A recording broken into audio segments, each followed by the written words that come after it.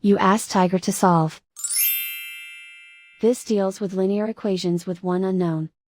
The final result is x equals 2. Let's solve it step by step. Group all x terms on the left side of the equation. Add 6x to both sides. Simplify the arithmetic.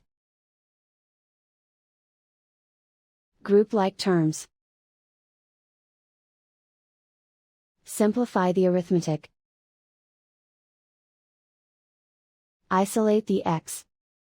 Divide both sides by 8. Simplify the fraction. Find the greatest common factor of the numerator and denominator. Factor out and cancel the greatest common factor.